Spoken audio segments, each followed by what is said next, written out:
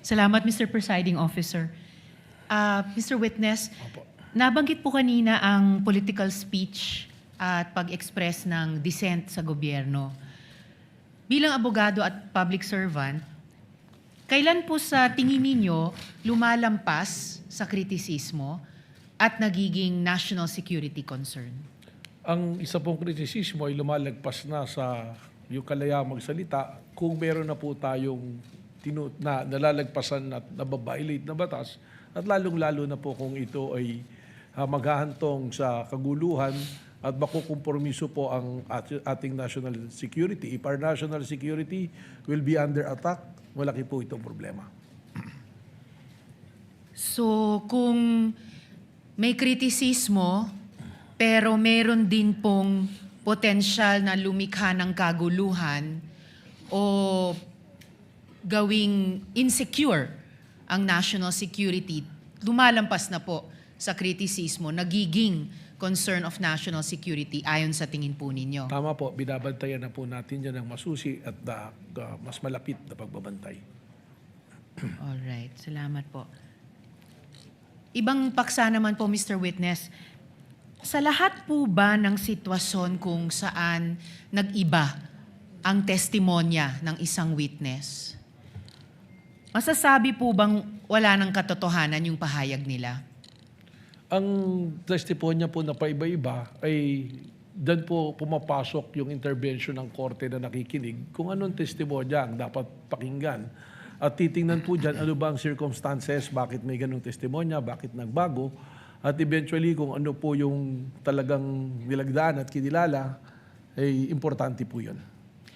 Speaking of yung circumstances, meron po bang mga valid reasons o meron po bang mga dahilan kung bakit nag-iiba ang testimonya sa karanasan at obserbasyon nyo? Marami po. Marami pong may pagbabanta sa buhay ng tumitistigo o sa kanyang pamilya o sa kanyang katatayuan. Maaari din po na dahil may konsiderasyon na pinansyal, pwedeng magbagong testimonya. At meron pa po siguro na tinitingnan din kung napasasakripisyo ang kanyang pagkatao, hindi naman yung banta sa buhay niya, kundi sa pagkakakulong or kung ano man, or meron pong taong gusto pong pagbigyan sa kanyang pagtistigo. So bagamat siyempre naman po naghihigpit ang korte sa mga usapin ng katotohanan at standards ng katotohanan, ay hindi po masasabi sa lahat ng pagkakataon na wala ng katotohanan ang isang testimonya o yun, na Tama po hindi yan. na totoo ang isang testimonya o bahagi ng isang testimonya. Tama po yan at lalong-lalo na kung may iba pong ebidensya, whether documentary or testimonial evidence din, pwede pong ibangga doon sa testimonyang sinabi para ma-attain po at makita kung kailangang tanggapin o paniwalaan ng testimonyang sinasabi po ng isang tao.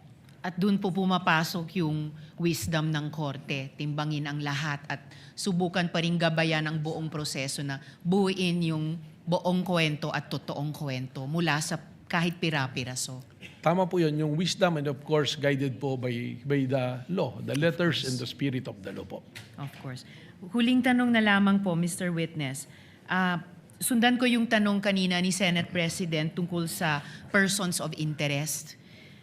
At ang punto po ninyo, tama po ba na pwedeng persons of interest ang kanyang mga security ni Vice President? Wrapping up, Mr. Presiding Officer, ilan po sa pagkakaalam nyo ang security complement ni Vice President? Hindi ko po ako sigurado sa eksaktong numero but what I've seen from the news before it's 750 and it's reduced to 300 plus po. 300 plus ang security complement ni Vice President. Yun po ba ay kinonsidera ng NBI sa pag-characterize ng mga utterances ni VP bilang lampas sa kritisismo at papunta na or ganap na concern sa national security? Ibabalik ko po ron sa ginamit namin po na 5 standards na ginagamit po ng Secret Service ng Amerika in National Threat Assessment, yung tinatawag na Protective Intelligence Threat Assessment Methodology po. babalik ko po doon, isa po yan sa tinitingnan. Doon po pumapasok yan sa capacity o kapasidad ng tao po na nagsalita ng pagbabanta. Okay. So yung fact na may higit 300 security complement ay iniugnay nyo dun sa isang standard ng capacity. Tama po. Alright. Salamat po, Mr. Witness. Salamat, Mr. Thank Presiding you, Officer. Senator Judge Ontiveros. If there are no other senator judges, the chair will have a brief